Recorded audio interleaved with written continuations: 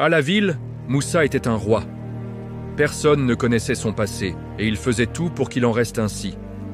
Mais ce matin-là, devant son palais de béton, le passé a frappé à sa porte sans prévenir. Une femme couverte de la poussière des routes de l'Ouest l'appelait « mon fils ». Pour les voisins, c'était une mendiante. Pour Moussa, c'était une honte qu'il fallait effacer avant que son empire ne tremble.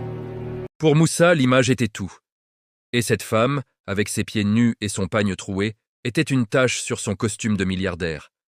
Devant ses investisseurs, le choix était fait, le prestige avant le sang. « Je vous ai dit que je ne vous connais pas, garde. Sortez cette femme de ma vue, elle dérange mes invités. » Ma Louise ne cria pas. Elle ne fit pas de scandale. Elle ramassa simplement son baluchon, laissant derrière elle une trace de poussière. Et une malédiction silencieuse que l'argent de Moussa ne pourrait jamais racheter. L'argent peut acheter le silence des hommes, mais il ne peut pas faire taire les battements d'un cœur coupable. Moussa avait gagné son contrat, mais il avait perdu son sommeil.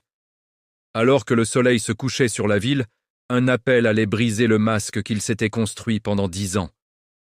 Une voix au bout du fil, calme et glaciale, qui allait lui rappeler que l'on n'échappe jamais à l'endroit d'où l'on vient. « Monsieur Moussa, nous avons retrouvé le colis que la vieille dame a laissé. Vous devriez l'ouvrir. Maintenant. » Moussa pensait que sa mère était venue mendier sa fortune. Il ne savait pas qu'elle était venue lui apporter la sienne. Dans ce carton poussiéreux se trouvait chaque sou que ma Louise avait économisé en vendant des beignets pendant 20 ans. Chaque dépôt était une prière. Elle n'était pas venue pour prendre, elle était venue pour me donner tout ce qu'elle avait. Moussa avait toujours cru que la ville lui appartenait. Mais ce soir, la ville était un labyrinthe d'indifférence. Il criait son nom, mais sa voix se perdait dans le dédale des départs. « Maman! Pardon! Maman !»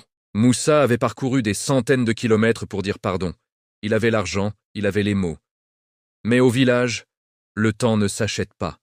Le luxe de la ville l'avait rendu aveugle au fait que la vie est un souffle. Dites-moi qu'elle est là. Dites-moi que je ne suis pas arrivé trop tard. La terre du village ne ment jamais. Elle rend ce qu'on lui donne. Moussa pensait avoir tout perdu, mais ici, la mort n'est qu'une porte dérobée. Ton argent n'a pas pu la sauver de la fatigue, Moussa. Mais ton courage peut encore sauver son héritage. Lis cette lettre si tu en as la force. Moussa pensait être le maître du jeu, mais il n'était que le pion de ceux qu'il appelait ses frères d'affaires. La lettre de sa mère n'était pas un reproche. C'était une arme. Ma Louise n'était pas venue mendier. Elle était venue l'avertir que le sol sous ses pieds était imprégné du sang de ses ancêtres. Ce soir, l'homme riche est mort. Ce soir, le fils de la terre est né. Ils ont cru que j'avais oublié d'où je venais. Je vais leur montrer que la mémoire d'un fils est plus forte que leurs millions. Dans ce bureau climatisé, l'odeur de la trahison était plus forte que celle du café coûteux. Moussa voyait enfin les visages de ceux qui l'avaient encouragé à chasser sa mère pour mieux lui voler son âme. Il pensait avoir affaire à un homme brisé par la honte. Ils ont trouvé un homme armé de la plus grande puissance qui soit en Afrique. La bénédiction d'une mère et l'épreuve d'un passé qu'on ne peut pas racheter. Vous avez bâti votre empire sur le silence de ma famille. Aujourd'hui, le silence est terminé. Ce bureau, cette tour, cette terre, tout revient à celle que vous avez appelée la vieille folle. On dit que le mensonge prend l'ascenseur, mais que la vérité prend l'escalier. Elle met plus de temps, mais elle finit toujours par arriver au sommet. Moussa a vu son empire s'effondrer pour mieux se reconstruire sur des bases solides, celles du sang et de l'honneur. Ses associés ont fini derrière les barreaux, emprisonnés par leur propre cupidité. Mais pour Moussa, la vraie prison était son orgueil. « Maman, ils ont pris tes terres, ils ont pris ton repos, mais ils n'ont jamais pu prendre l'amour que tu as semé en moi. Justice est faite. On dit qu'un homme riche sans racines est comme un arbre sans sève. Il finit par tomber au premier orage.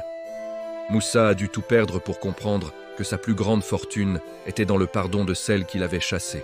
Ma Louise ne lui a pas demandé de compte. Elle ne lui a pas demandé d'argent. Elle lui a simplement tendu de l'eau fraîche. Tu as mis du temps, mon fils, mais tu es enfin rentré à la maison. Ce que tu viens d'entendre n'est que le début d'un mystère bien plus profond. Ce n'est absolument rien comparé à ce qui arrive ensuite sur notre chaîne.